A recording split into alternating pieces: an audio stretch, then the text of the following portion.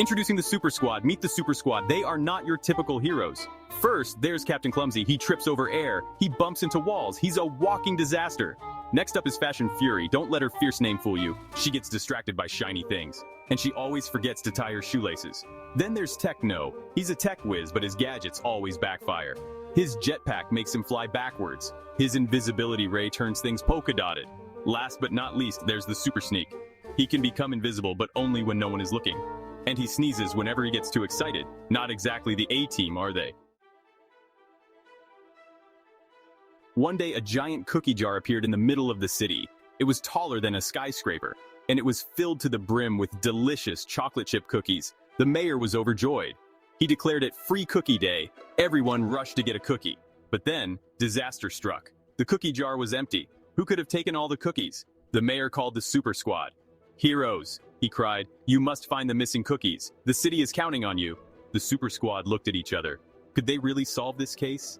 They weren't sure, but they had to try. After all, they were the only superheroes in town. Captain Clumsy was the first to investigate. He ran towards the giant cookie jar. He tripped over his own feet, of course. He crashed into a lamppost. The lamppost fell over with a crash. It landed right next to a suspicious-looking trail. There were crumbs everywhere, and they were chocolate chip crumbs. "Aha!" cried Captain Clumsy. A clue!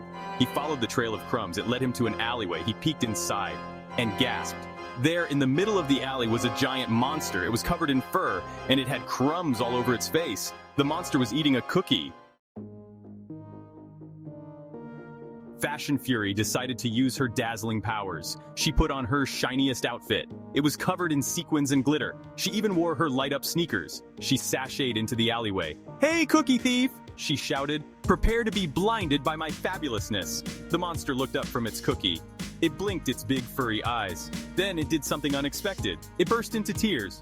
"Wah!" it wailed. "Your outfit is so shiny, it's hurting my eyes." Fashion Fury was stunned. She had never thought of her outfits as weapons before. She took a step back. Her shoelace got caught on a loose brick. She tripped and fell, landing in a heap at the monster's feet.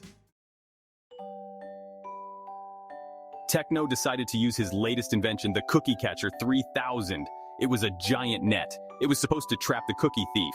He aimed the Cookie Catcher 3000 at the monster. He pressed the button, but instead of a net, a flock of pigeons flew out. They were wearing tiny polka-dotted hats. The pigeons swarmed around the monster, flapping their wings. The monster sneezed. It was allergic to pigeons. It sneezed so hard that it blew all the cookies out of its fur.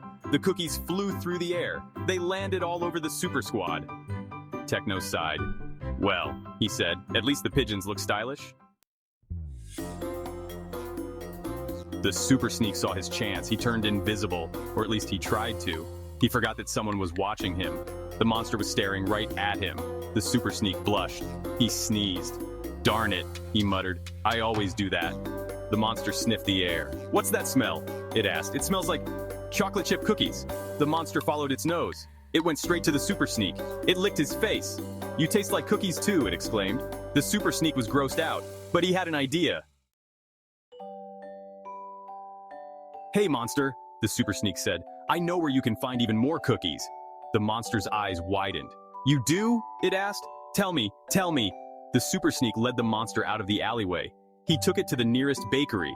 The bakery was filled with the delicious aroma of freshly baked cookies. The monster was in heaven. It forgot all about the stolen cookies. It sat down in the middle of the bakery and started munching on everything in sight.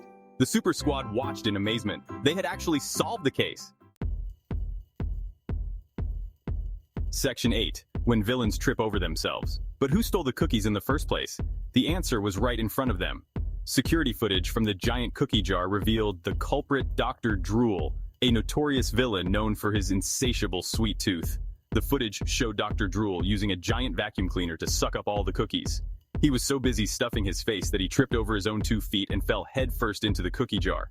He was stuck. He couldn't get out. He was surrounded by cookies, but he couldn't reach them. He was trapped in his own sugary prison. The Super Squad couldn't help but laugh. Leave it to Dr. Drool to defeat himself in the most ridiculous way possible. Section 9. The Crumbling Cookie Caper. With Dr. Drool apprehended and the monster happily munching away at the bakery, the city rejoiced. Free Cookie Day was back on. The mayor, covered in crumbs from his head to his toes, announced that the remaining cookies from the giant jar would be donated to local charities. The Super Squad, despite their blunders, were hailed as heroes. They had saved the day, even if it was by accident. The Super Sneak was covered in monster slobber, but he didn't mind. He had discovered a new superpower attracting cookie-loving creatures with his scent. He just had to remember to carry breath mints with him from now on.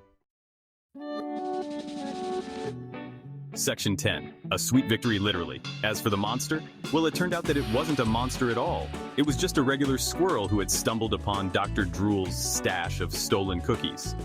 The cookies had a strange side effect on squirrels, causing them to grow to an enormous size and develop an insatiable craving for more cookies.